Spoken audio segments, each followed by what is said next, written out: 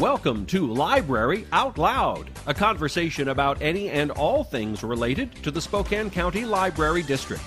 Library Out Loud is brought to you by the Spokane County Library District and our friends at STCU. Now, here's your host, Jane Baker.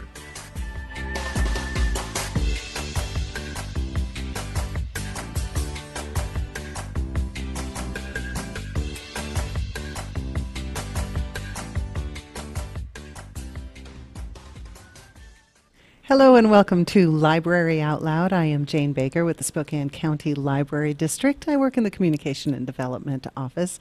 And today I have two distinguished guests. And wow. It's a new look for us. Yes. A new look. This is Corinne Wilson and Gwendolyn Haley, both librarians, actually library service manager and librarian at the County Library District, dressed in... We are dressed as vivandières. I hope I'm saying that right. There were women who were out on the battlefield who would tend to the wounded. They would do some of the cooking. They would do all kinds of things to keep the army going. And sometimes when battles got really bad, they would even replace a fallen soldier. Wow. And they did that for some time until General Grant, I think, said no more. And even then, we know of over 400 women who disguised themselves as men at that point and enlisted and fought. Well, so there were quite a few women who were out there on the Civil War. That's an interesting and fascinating fact. Right. We're talking the Civil War, and this is why you're dressed like this today. Yes. And it's also because we have an exhibit at the North Spokane Library, and Corinne, you just told me that it's up already. Yes, so we didn't promise it until the 9th, but it is up right now. It is it's 6 panels, and it shows just a tiny snippet of what medicine was like during the Civil War. As you can imagine, being wounded and operated on was not something to be desired. There's some grisly details there. And we also have a display case that is new to the North Spokane Library, where our Civil War Association has been very generous in giving us some things to display from the war. We've got bottles of some of the things they would use as medicine, the flashiest of which is opium. Everybody wants to see the opium bottle. Sure. We've got some bullets from the battlefield. We've got some things that people would have worn when they went to war. Excuse me. All kinds of things that are put out on display and explained, and the Civil War Association will be dropping in periodically throughout the month to change things out, because they've got quite a bit that they were willing to lend us. This is a must-see for anyone who's a Civil War enthusiast in the area, and to have this great exhibit. It is The Toll of the Civil War and Long-Lasting Effects on Its Victims. It's our official title of the exhibit at the North Spokane Library at 44 East Hawthorne, and it's up now, and this is very exciting. And how did this come about? Now, let's back up before. How did this come to the library? Well, the National Library of Medicine has a number of different exhibits that they allow to travel throughout the country at various libraries and other venues that covers the history of medicine in a lot of different ways. So in previous years, like last summer, we hosted 2 different exhibits. One was about Harry Potter and magic and medicine, and then the other was Shakespeare and the Four Humors. So it's a way of kind of taking our history and also medicine and looking at it through a different lens. And in this case, the Civil War there's so much to look at in the Civil War, and this is specifically about medicine and the after effects of injuries and artificial limbs and things like that came out of the Civil War as field medicine developed. Yeah. Wow. We talk a lot about that now. We have veterans who are coming back from war, and we're very aware, and we're very thankful for their service and the sacrifices they make. But I don't know how often we think about that all the way back to the Civil War. So how was it for the soldiers there after the war and the ones who had suffered some injuries? What was it like for them? That's a good question, and I'm still learning a lot about that myself. I know we do have some books out on display that kind of explore that a little bit. But the times were very difficult, and particularly if you'd had a limb removed and you survived and you're going back to work a farm, I mean, you're really going to have to rethink what your life is going to be. Sure. And also a lot of families, I mean, the casualties were huge. I think we forget just how many people did die during the Civil War. Yeah. There were battles where thousands and thousands of people died. So your entire family might be wiped out other than those who stayed home. I mean, those you were counting on taking over the family business or the family farm or whatever it is that your family did, they might be gone, and you'd have to really rethink where do we go from here? And then those who were returning, there was a lot of devastation. It wasn't as though you're going away to another country to fight and then you come back to home exactly as it was. Sure. Home might be completely gone. Yeah. It might be untouched by battle, but still a lot of your childhood friends are gone. A lot of the means that you had, I mean, a lot of resources were kind of exhausted. Sure.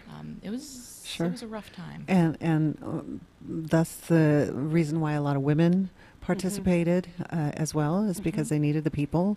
Yeah. So artificial limbs and the Civil War, something I hadn't thought about. I didn't even realize they had artificial limbs at that time. What was that like? What were they made out of? That is a good I'm looking. I'm asking the know. tough questions. Well, I think, a lot of it is when you think about the medicine in the time of the Civil War, they were soldiers who were surviving wounds that would have killed them in previous wars. And so this was a whole lot of new developments as people were learning to live with one limb. Because you think about the war before that, maybe the War of 1812 and the Napoleonic Wars in Europe, people weren't coming home with grievous injuries and surviving them. But they were able to do amputations on the field, and because they started to learn about things like sterilization and pain management and things like that, where people were actually surviving things in the field hospitals. And we think about how far we've come, and so many advancements in medicine and wound treatment come out of field hospitals in the battlefield. I can think of I had a former colleague whose son was wounded serving in Iraq, and he would have bled out, except for the soldiers that were with him had the training and the means to staunch the bleeding and quickly get him to a field hospital and then onto a better hospital. And I think we take that for granted. And people survive things now that were completely unsurvivable. And even at the time of the Civil War, technology and the way they were treating things was changing. And modern nursing was developed in a lot of ways on the battlefields of the Civil War. And I think it's just like keeping wounds clean and keeping areas clean and sterile was kind of groundbreaking. The things we take for granted now. Right. Yeah. You assume that your surgical suite is sterile if you go in for a procedure, but that was not always the case. Not the case. They were doing them at home a lot, and so medicine really was changing. And so this is kind of, the Civil War is right on the cusp of a lot of big changes that were learned and then added to later. Sure. Just as you said, people now survive things that they wouldn't have survived just a few years ago. If we were in a time machine and went back to the Civil War era, you could say the same thing. People are surviving things now that they wouldn't have because of what was happening. Great advances in medicine, unfortunately due to war.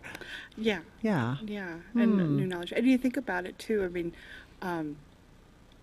that I lost my train of thought. I'm sorry.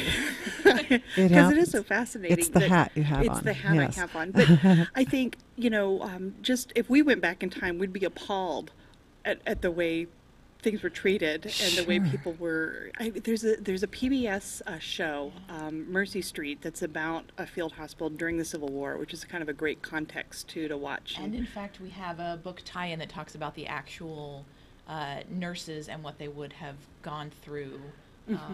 That is based on, it took kind of the premise of that show and said, here's the history behind it. Yeah. Wow, that's fascinating. The very exciting thing. So now I mentioned your hat, so let's talk about that real quick. Oh, my hat. The Tell me hats. about my hat. Tell us about our- You said you're dressed as Vivandiers. Okay. We can say Daughter of the Revolution because that's easier to say. I like that. So what Gwendolyn is modeling today is a slouch hat. See, Very they can be nice. shaped to keep the rain off or to, Very nice. Yes. And I don't know that my hat has a particular name other than a Vivandiers hat. It's But this very is, cool. This is what they would have worn when they were out on the battlefield, helping with the patients, doing all those sorts of things. In fact, 2 even earned the Kearney Cross for their bravery and hard work. So wow. They were out there on the battlefield until General Grant said, "No more. You've got to go home." In 1864. Wow. And you said they're made of wool. Yes, Yeah, they're they're definitely very wool. warm. They're very warm. It's toasty. Warm and toasty under the lights. Well, they're very nice. It and actually reminds me of the modern day, the navy and the red of the Marine Corps dress uniform. Actually, it does. Very smart. It does. It does look that way. Very nice. Yeah. Very exciting. Well, I want to talk more about the exhibit and what we can expect, and then we also have a program that's going to be presented in addition to that. We're going to talk more about that, but first we have to take a quick break, and we'll be right back to talk more with Corinne and Gwendolyn on Library Out Loud.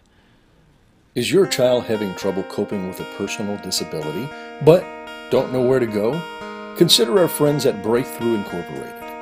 Breakthrough takes great pride in mentoring their DDA clients who have intellectual disabilities and their BRS clients who have challenging behaviors toward the creation of safe, appropriate, ethically sound life goals. They integrate programs at school and home to enrich their lives. They work hard to make a positive difference in you and your family's lives. Breakthrough provides a highly structured, fully staffed residential setting in local neighborhoods. 6 in Spokane and 2 in the Tri-Cities. Diagnoses affect people differently, so their service to each resident is unique, giving them the opportunity to grow and evolve. For more information on Breakthrough, visit their website at breakthroughincorporated.org. Hi, this is Kurt Stockwell with Well Dressed Walrus. We are a local website design and development company here in Spokane. What we do is build beautiful, usable websites for local businesses. A website needs to be beautiful, it needs to be usable for your users, your customers, and yourself. Contact us anytime. We'd love to talk with you about your online marketing.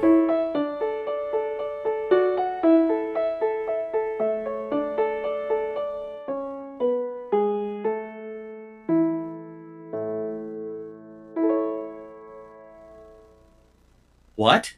You haven't been to the library lately? Stop in today and see that the library is more than books. Spokane County Library District facilities feature on-site technology, including Wi-Fi, computers, and printers, as well as free use of meeting rooms. The Library District offers events and programs for all ages, from story times to career development and employer classes to Social Security workshops. Our staff is well trained and happy to help. Find out more about your library at scld.org.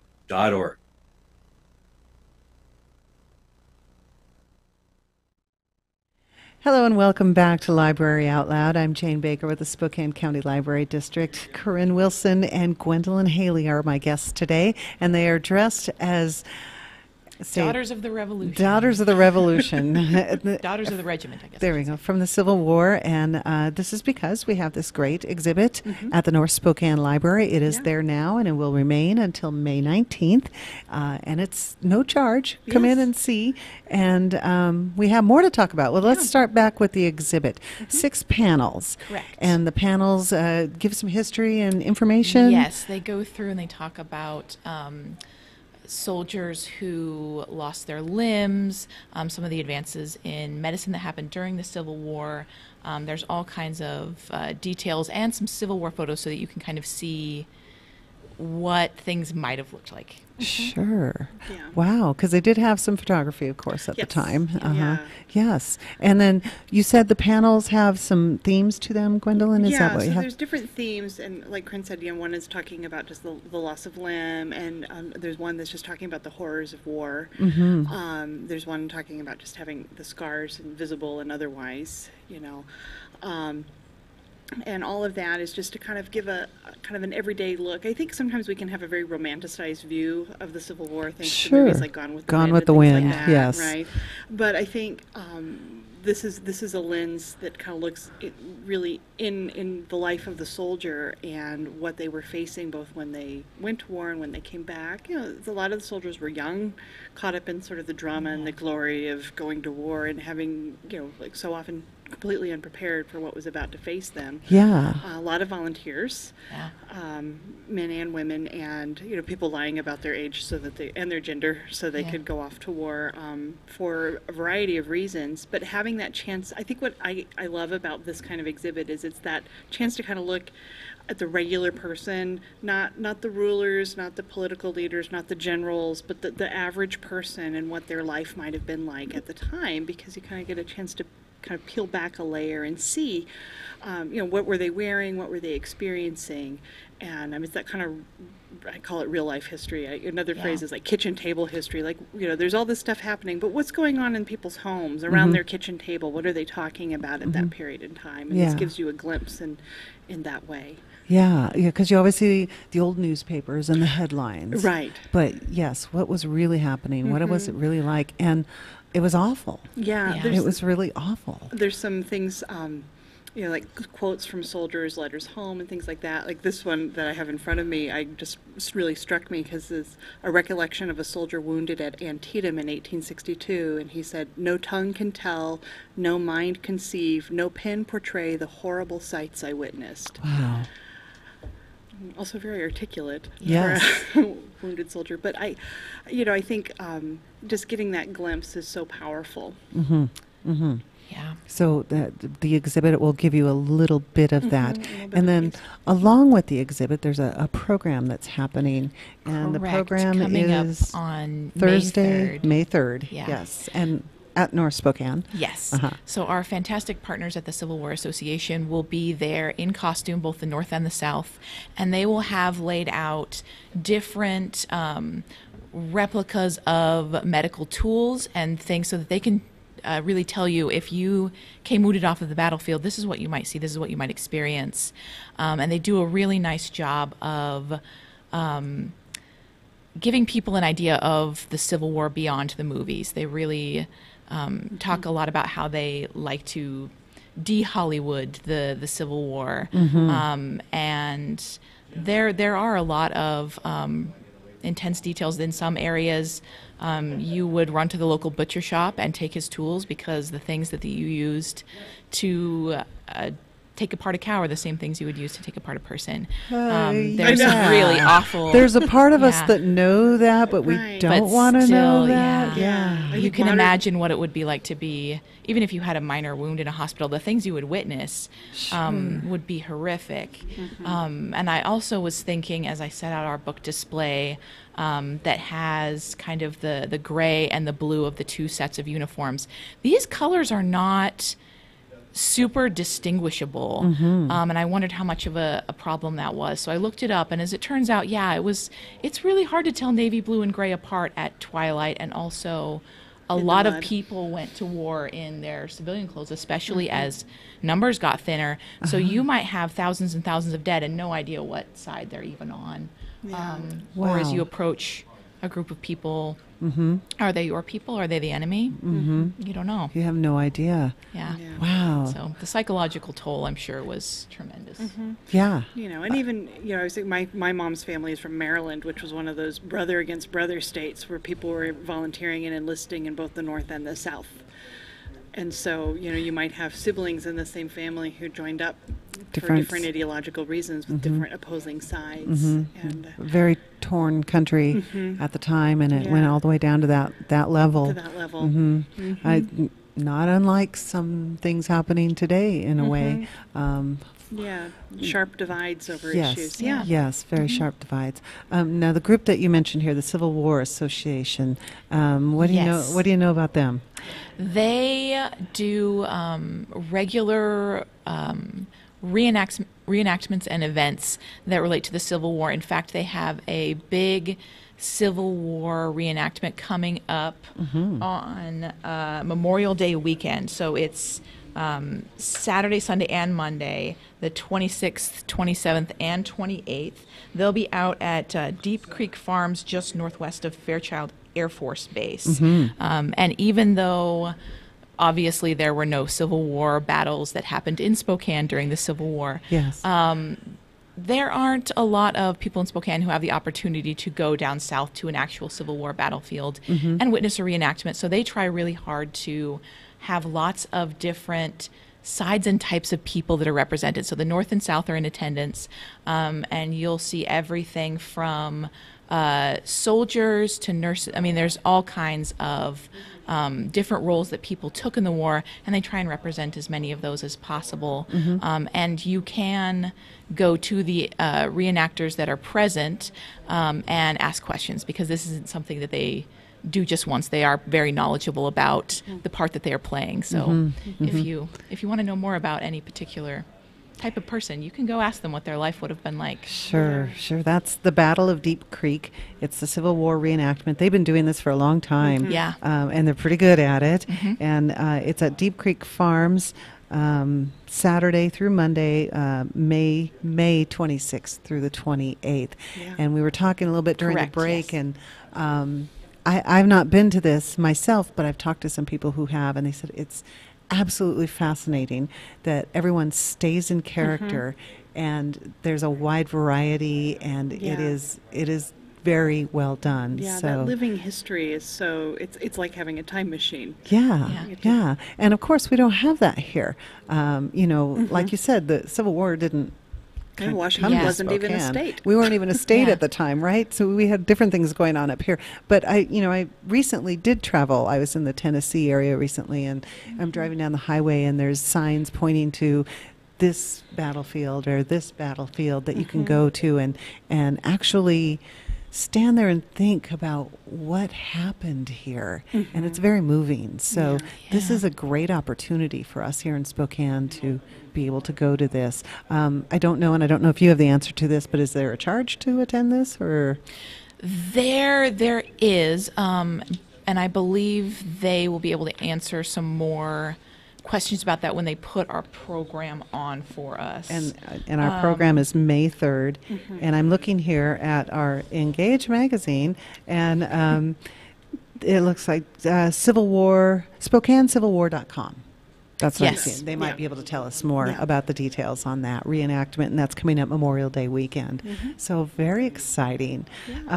Again, the exhibit is Life and Limb, The Toll of the Civil War and Long-Lasting Effects on Victims. It's happening at the North Spokane Library. It's up now. Yep, it's and ready to go. Goes through May 19th. And then we have a program coming on Thursday, May 3rd. That will have some of those reenactors. So if you can't afford our busy Memorial Day weekend, please stop by and see them at the library. Yes, because it's no charge to see our no charge to exhibit, see or never a charge to attend any of our programs. And it's a great opportunity to see some things, especially if you're studying the Civil War right now in your school, or if you're homeschooling and this is a subject that you're studying, because it's an exhibit that's here for a limited time and it's free, and some really great opportunities to kind of look and not touch. Yeah. But and especially with the program with the Civil War reenactors. Sure, too, I think sure. I'll probably drag my kids. These things are very interesting even when you think, oh yeah, I'll go see it, but once you get there and you start looking at these items and you realize this is real history. Yeah. This isn't something I'm just reading about, although reading's good. Yeah, it's not in a textbook. And it's it's real. not a textbook. It's not something I'm looking at on the internet. This is a real thing right here. And what a great opportunity for people in Spokane to see great work bringing this program to the library. You guys blow me away every time with all these great things that you bring, and how much it adds value to our community to be able to have these opportunities. So thank you both. Thank you. Thank you both for wearing these wonderful outfits. Love the hats. Those are great. Yes, and, you know, if there is a bright side to the Civil War, which I'm sure there isn't, but it might be the hats. It could be the It could be the hats. hats. All right. Thank you, Corinne, and thank you, Gwendolyn, for joining me today. Thanks for and having us. hopefully everybody gets up to North Spokane to see this Hope exhibit. so. And We should say they're open 7 days a week. yes, At North Spokane. North Spokane, 7 days a week. And so thank you again for being here, and until next time, we'll see you then on Library Out Loud.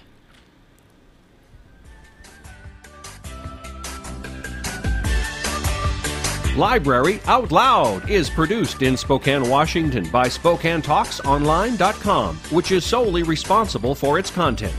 Ask a question, recommend a guest, and hear this program again online anytime at SpokaneTalksOnline.com. Library Out Loud is brought to you by the Spokane County Library District and STCU. Go visit and explore your local library today.